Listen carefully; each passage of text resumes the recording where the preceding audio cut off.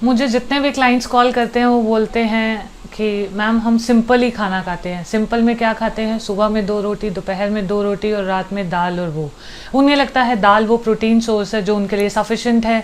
Non vegetarians वालों को लगता है वो चिकन लेते हैं जो सफिशिएंट है।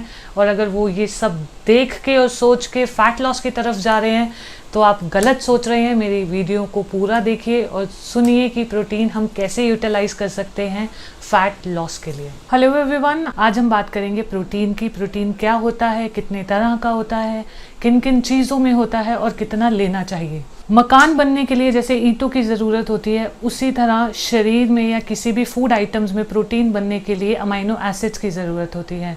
अमाइनो एसिड्स बेसिकली हम 3 कैटेगरी में डिवाइड करते हैं। असेंशियली, जो आपको डाइट से लेने ही चाहिए, आपकी बॉडी उसको खुद सिंथेसाइज नहीं कर सकती। कंडीशनली एसेंशियल, जो अगर आप अच्छी रिकवरी करना चाहते हैं उसके लिए ज़रूरी है, एग्जाम्पल ग्लूटामाइन। और आते हैं नॉन एसेंशियल कि अगर आप नहीं भी लोगे तो आपकी बॉडी वो खुद बना लेती है, तो इतनी ज़्यादा डेफिशिएंसी आती नहीं है। जब ये 20 अमाइनो एसिड्स एक पर्टिकुलर स्ट्रक्चर बनाते हैं तो वो प्रोटीन की फॉर्मेशन ले लेते हैं। अब प्रोटीन, अब आप देखिए जोग्राफिकली हम जाते हैं, हम इंडिया की बात करें, हम ऑल ओवर द वर्ल्ड कहीं भी बात करें, हर एक की स्टेपल डाइट है, मतलब उनके रहने का तरीका, उनके खान पान का तरीका, हर एक में कहीं ना कहीं प्रोटीन होता ज़रूर है। आप एक्सट्रीम नॉर्थ में जाएंगे, rice is the staple food with number of vegetables. आप नॉर्थ में आएंगे, chicken is the staple food. आप कोलकाता की साइड जाएंगे, fish is the staple food. Gujarat की तरफ जाएंगे तो आपका ढोकला हो गया, पोहा, दीज और all are the staple foods that they people use to eat. South में जाएंगे तो उनका सर्वाइवल ही इडली, वड़ा, सांभर, ये सब चीज़ें हैं। पर इन सब चीज़ों में एक चीज़ जो कॉमन है वो है प्रोटीन अवेलेबिलिटी। कोई कुछ खाकर पतला हो जाता है, कोई कुछ खाकर मोटा हो जाता है, कोई कुछ खाकर वहीं पे स्टेबल रहता है। बिकॉज हमने पहली वीडियो में जो डिस्कस किया था कि आपके मोटापे का कारण सिर्फ एक नहीं है, there are number of factors, जिसमें आपके जीन्स आते हैं, आपकी उम्र, height, weight, age, there are number of factors. वो उसके लिए अगर आपको देखना है आप मेरी पुरानी वीडियो का रेफरेंस ले सकते हैं। आज हम प्राइमरीली बात करने वाले हैं प्रोटीन्स की। एज ए न्यूट्रिशनिस्ट आप मेरी बात सुनो या मेरी बात मानो या समझना चाहो तो आपकी जो बॉडी के मसल्स का खाना है वो प्रोटीन होता है।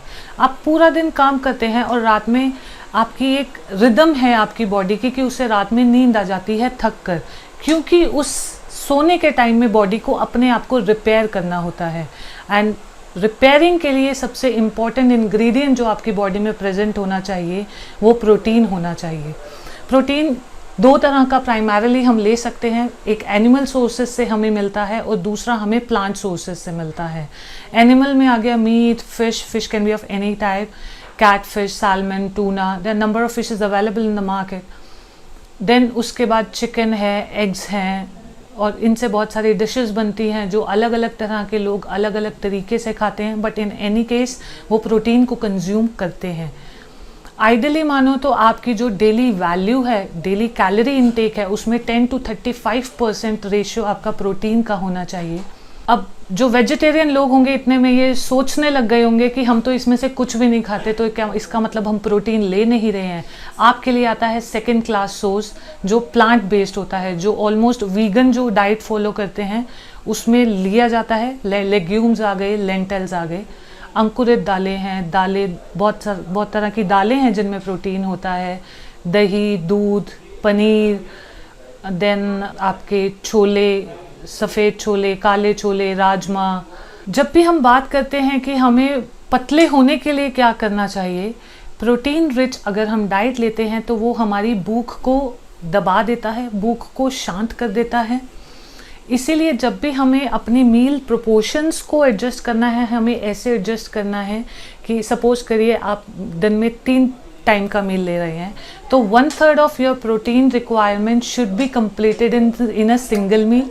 वो आप देखेंगे कि आपको कैसे करना है, आपको लेग्यूम से करना है, लेंटिल से करना है, एनिमल प्रोडक्ट्स डालने हैं या आपको कोई सप्लीमेंट्स यूज़ करने हैं। अब बात है फैट लॉस में हम कौन से सोर्सेज सबसे इफेक्टिवली यूज़ कर सकते हैं। एनिमल सोर्सेज में ऑलमोस्ट ये सारे अमाइनो एसिड्स अवेलेबल होते हैं जिन्हें हम बोलते हैं कि इनकी हाई बायो अवेलेबिलिटी है। लेग्यूम्स, लेंटिल्स या प्लांट बेस्ड सोर्सेज में इतनी प्रोटीन में अमाइनो एसिड्स की कहीं ना कहीं कमी रह जाती है। पर इसका मतलब ज़रूरी नहीं है कि आपको वेजिटेरियन से नॉन वेजिटेरियन बनना है। You can compensate it with supplements. आप मल्टीविटामिन ले सकते हैं, जो आपकी डेली वैल्यू में कहीं थोड़ी बहुत कमी रह जाती है, आप उसको यूज़ कर सकते हैं।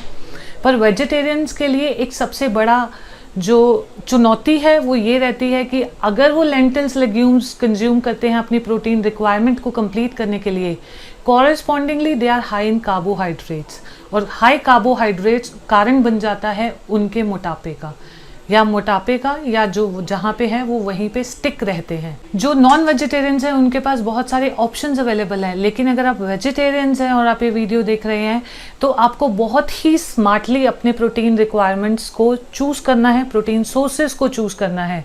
आप दाल लेना प्रेफर करते हैं, लेकिन अगर मैं स्प्राउटेड में देखूं और बनी हुई दाल में देखूं तो स्प्राउटेड में नंबर ऑफ़ प्रोटीन ज़्यादा होता है और कार्ब्स कम हो जाते हैं।